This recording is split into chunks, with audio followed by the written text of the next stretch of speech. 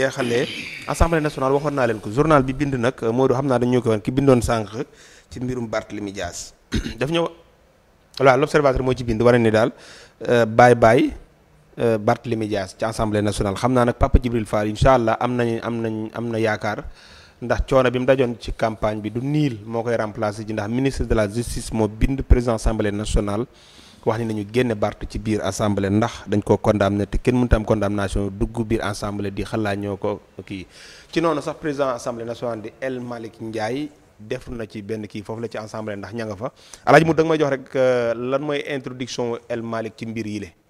Mes chers collègues, je voudrais aussi porter à votre connaissance, sur demande du ministre de la Justice, garde des Sceaux, en application des dispositions de l'article 61 de la Constitution, dernier alinéa, et de l'article 51 de notre règlement intérieur, dernier alinéa, le bureau de l'Assemblée nationale réuni le jeudi 5 décembre 2024 a procédé à la radiation de Barthélémy Toye Dias.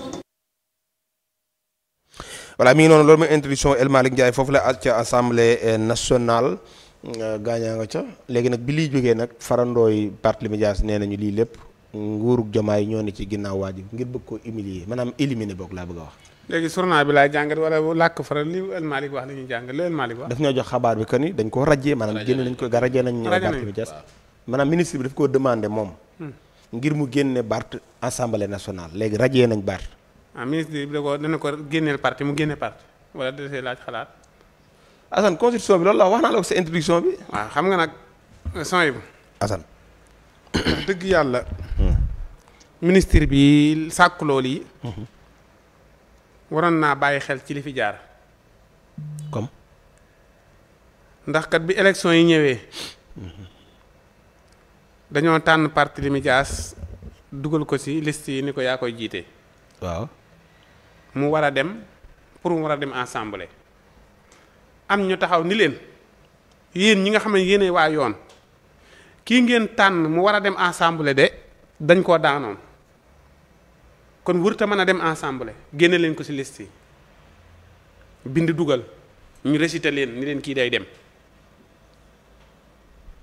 mu dem laaj askan wi seen baat askan wi jox ko baat mu ñëwaat war a toogal askan wi ñu ne ko nag doo fi toogee loolu nag lu kenn mënut a comprendre ba ñu xamee ni kat kii dañ koo daan mënoon nañ koo wax ni leen carrément kii ngeen dugal muy tedd liste kat mënut a doon tedd liste ndax yoon da koo daan. mais mënoo ko wale defee mu doon tedd liste dem campagne ba ñëw ba toog assemblée ñu ne ko nag léegi mënoo nekk assemblée te yoon bi di yoon loolu moom wax dëgg yàlla xel mu ko nangoot il faut nga xalaat ci ba sonn. xel nanguwu ko mënoon nañoo bàyyi Barthélémy Dias mu nekk assemblée wala ñu bàyyi Barthélémy Dias mu joxe postoom wala mais comme que terewuñ ko mu bokk ba egsi fii gisoon nañ luwaa yi ko épingle yépp gis nañ luwaa yi ko daan yépp mais teewul ñu bàyyi ko mu doon tedd liste dem campagne kon nag bu ñëwee ba dugg assemblée war a toogal fa aw askan bi ko wóolu foofu waruñu ne ko dañ lay raje duutoo fi nekk. waaw wax dëgg yàlla loolu moom ànduma ci. waaw da ngaa fàtte jëli la nga ci waxoon. bi affaire yi xewee boo seetloo giite ngaas nañ ci man la. waaw dañ koo rajee nga ni ma loi bi li mu wax boobu sax da nga indi ni ma loi bi li mu wax mooy ministre bi. sa loi ba. man daal lii laa wax. loolu ngir yàlla toog Modou il faut nga indi wàllu Babacar il faut ñu indi wàllu parce que Assane dañoo giite ngaasoon nga ni ma loi bi li mu wax mooy su fekkee ni ministre bi moo sàkku ñu rajee ko waaye su ministre bi bàyyee noonu nag. day dem parce que Assane bu yaakaar ne damaa toog nii mais yaag saa li ngeen di wax même bu dee ay weer dama day ne fii maa ngi yow dañ cee giite nga ni ma. boog Ismaïla Madior Fall sorewuñ. léegi tey mu ñëwaat nee na. mi ngi waat ci loi bàyyi loi yi. mais lii ngay def nag tey ci man fii lañ ci xëccoo nga ni ma mu ni ma su fekkee ni dañ koo bàyyi noonu ko waxee. loi ba masare daal la. Assane day fàtte li muy wax. mu koy ay loi am la yor su ko arrangé mu indi ko. tey beneen loi ba pare yónnee nañ ci ay audio sax bi ñu paree am na keneen ko def audio daal di Assane li ma wax na dëgg maanaam ministre bi Aïssata mooy gaawam yi rek.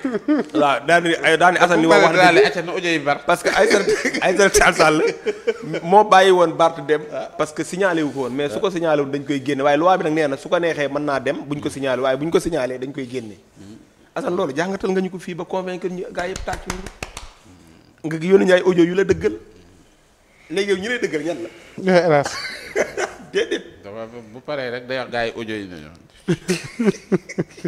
tey lay gisoo ko saa ñu paree bu kii na gars yi ñu ngi leen di nuyu. tey waxtaan nañ ci lii def naa ne ki acca na bar audio yi na gaaw montage. gars yi defaral ko ay audio rapidement. bu ko defee xarit mu baddax ba ko hélas déglul kooku waay. gaa yëpp a ngi koy wax di nga koy partage si groupe yëpp. waaw. non Assane te ku mu bëgg a sànq da lay indi na groupe yëpp a ngi koy partage. Assane day manipuler rek. billaay non ba Aïssata bii moom ni mu ci maanaam assurance ak rigueur bi mu ci waxee woon. bu paree nii dina la yeey. mën nañu koo jekku fii waaye buñ paree da lay yeey de parce que après gars bi buñ jógee partage audio yi yëpp la lay envoyé hélas déglul kooku. wax nga dëgg de. li mu wax leer na de li ma man moom lu ma wax moom mën naa metti waaye. du dañ dégluwaatal kii. gars yi donc Assane Niass rek gars yi xamuñu la. da ngay toog a doog ñoom rek waaye xamuñu la. waaye yeggaleel. jox naa joxe hélas. tam paree dafa mën a xeex. da koy dugal TikTok dugal kii daal di koy estat. waaw Assane yëpp man lay gaar waale bu ko defee estat yàlla estat. te xoolal semaine bi yëpp mën na ko estat.